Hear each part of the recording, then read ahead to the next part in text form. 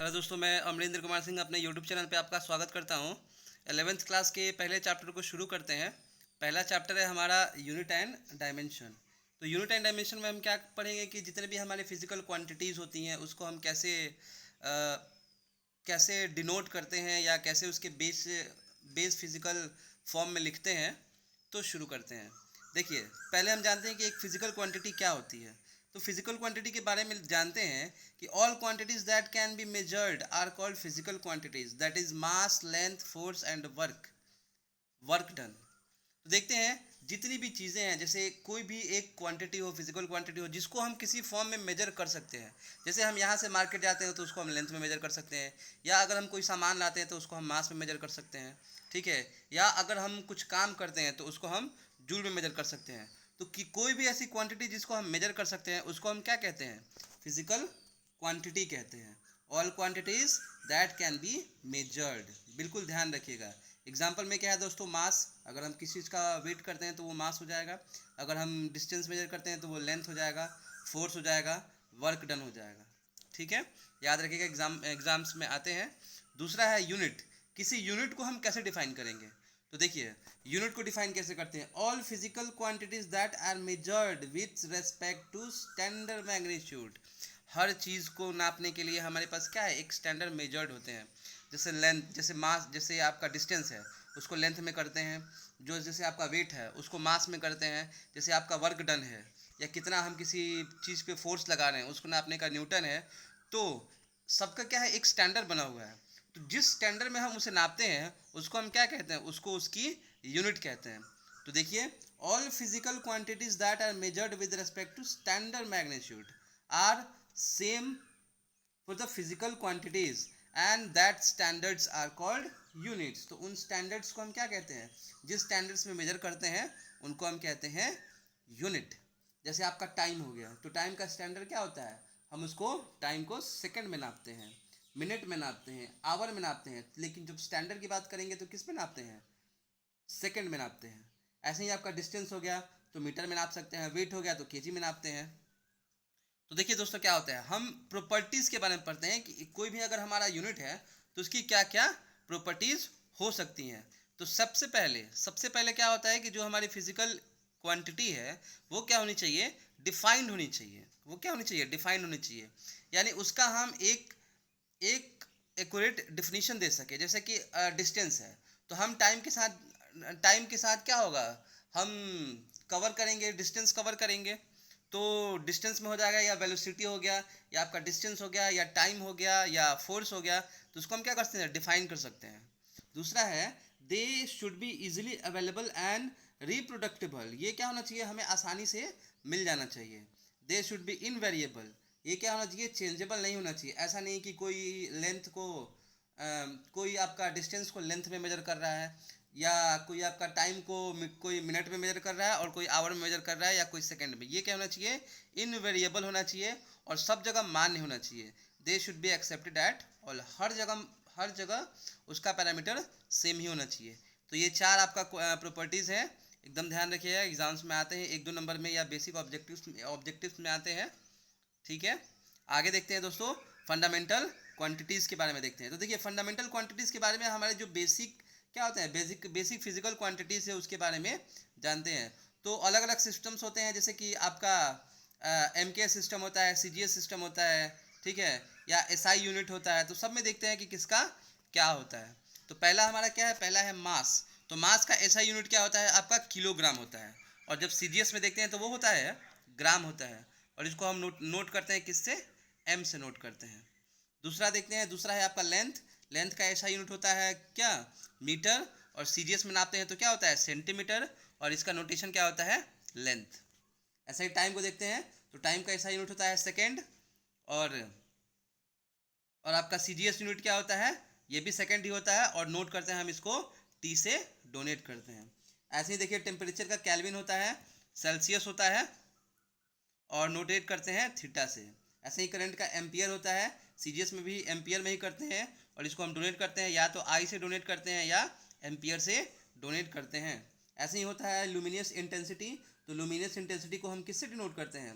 Candela से denote करते हैं, और इसका नोटेशन भी क्या होता है? सी डी होता है। ऐसे ही क्या होता है, अमाउंट ऑफ सब्सटेंस होता है, या कण का कितना आपका मैग्नीट्यूड है या कितना है कण, तो उसको हम मोल में नापते हैं, और ये इसका नोटेशन भी क्या होता है, मोल ही होता है। इसको ध्यान रखिएगा। ऐसे ही देखते हैं दोस्तों, डराइव्ड फिजिकल क्वांटिटीज़ के बारे में देखते हैं। तो डराइव्ड फिजिकल क्वांटिटीज़ के बारे में है, the physical quantities that can be expressed in terms of physical quantities. मतलब कोई भी आपका फिजिकल क्वांटिटीज़ है जिसको हम अलग अलग फिजिकल क्वांटिटीज़ में क्या कर सकते हैं, एक्सप्रेस कर सकते हैं, तो उनको हम क्या कहते हैं, डेराइव्ड फिजिकल क्वांटिटीज़ कहते हैं। जैसे क्या है, जैसे आपका फोर्स हो गया, तो फोर्स को हम क्या लिख सकते हैं, मास इंटू एक्सेलरेशन लिख सकते हैं, या एक्सेलरेशन को क्या लिख सकते हैं, आपका मीटर पर सेकंड स्क्वायर लिख सकते हैं। यानी कि दोनों ही फिजिकल क्वांटिटीज़ क्या है, ये आपका डेराइव्ड है, यानी इसको हम अलग अलग फिजिकल टर्म में ही एक्सप्रेस कर रहे हैं, तो उनको हम क्या कहते हैं, डेराइव्ड फिजिकल क्वांटिटीज़ कहते हैं।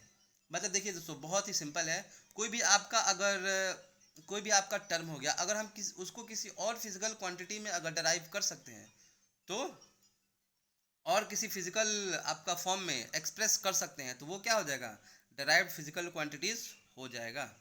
ऐसे देखिए, डायमेंशंस एंड डायमेंशनल फॉर्मूला, तो किसी भी फिजिकल क्वांटिटी को चाहे तो हम उसके बेस फॉर्म में भी लिख सकते हैं, तो उसको हम क्या कहते हैं, उसको हम कहते हैं डायमेंशन। जैसे देखिए, ये आपका एक लिस्ट है, तो मास का जो आपका बेसिक नोटेशन है वो क्या है, आपका m है, फिर लेंथ का l है, फिर टाइम का t है, ठीक है। तो यानी कि जो भी आपका फिजिकल क्वांटिटीज़ है उसको हम चाहें तो उसके बेस फॉर्म में भी लिख सकते हैं, तो उसको हम क्या कहते हैं, उस फॉर्म को हम कहते हैं डायमेंशन। यानी उसको हम किस में डोनेट कर रहे हैं, डायमेंशन में डिनोट कर रहे हैं, डिनोट कर रहे हैं। आगे देखते हैं डायमेंशंस के बारे में, तो कहता है the power of base quantity that इंटर्स into the expression of a physical quantity. जैसे कोई भी फिजिकल क्वांटिटी है तो उसके बेस पे कितना पावर आ रहा है, are called the dimensions of the quantity in that base. तो उस बेस में उसके क्वांटिटी को हम कहते हैं। यानी कि कोई भी आपका फिजिकल फॉर्मूला है तो उसमें आपका बेस का क्या पावर आ रहा है। जैसे कि यहाँ देखिए, जैसे अगर फोर्स है तो फोर्स को हम लिख सकते हैं ना, मास इंटू एक्सेलरेशन। फोर्स को लिख सकते हैं हम मास इंटू एक्सेलरेशन लिख सकते हैं। तो m मास हो गया, a एक्सेलरेशन हो गया।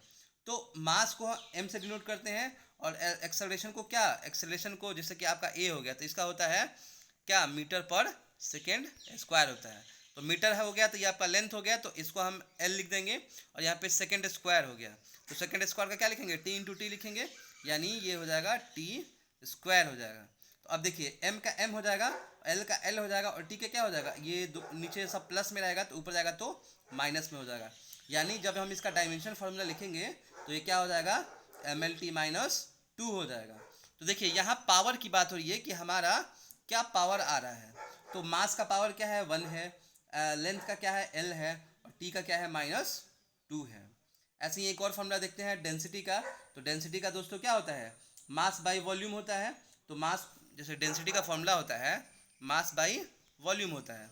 तो मास का हम देखेंगे तो मास को हम केजी में डिनोट करते हैं, तो यहाँ केजी लिखा हुआ है, और वॉल्यूम को हम किस में डिनोट करते हैं, मीटर क्यू में डिनोट करते हैं, तो ये मीटर क्यू हो गया। तो केजी का हम क्या लिखेंगे, मास को हम एम से डिनोट करते हैं, तो ये एम हो गया। और मीटर का अगर हम आपका ये डायमेंशन लिखेंगे तो मीटर को एल से नापते हैं, तो मीटर क्यू है, तो ये क्या हो जाएगा, एल का पावर 3 हो जाएगा। यानी जब हम इसका अगर टोटल लिखेंगे तो ये क्या हो जाएगा, ml माइनस 3 हो जाएगा।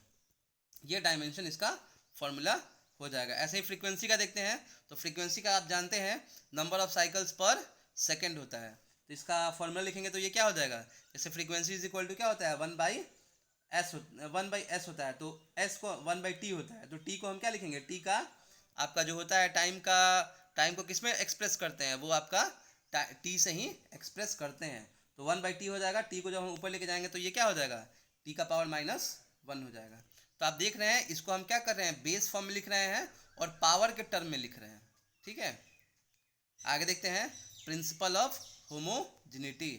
प्रिंसिपल ऑफ होमोजेनिटी क्या होता है, तो देखिए दोस्तों, प्रिंसिपल ऑफ होमोजेनिटी कहता है कि कोई भी आपका क्या है, फिजिकल इक्वेशन है, कोई भी आपका फिजिकल इक्वेशन है, या कोई भी आपका फिजिकल रिलेशन है जो फिजिकल क्वांटिटीज़ के टर्म में है, तो उसके दोनों साइड के क्या होंगे, अगर दोनों साइड का उसका हम डायमेंशनल फॉर्मूला लिखेंगे तो दोनों क्या आएगा, सेम आएगा। ये लिखा हुआ है, it states that the dimension of every term of both side of a physical equation of A correct physical relation is same.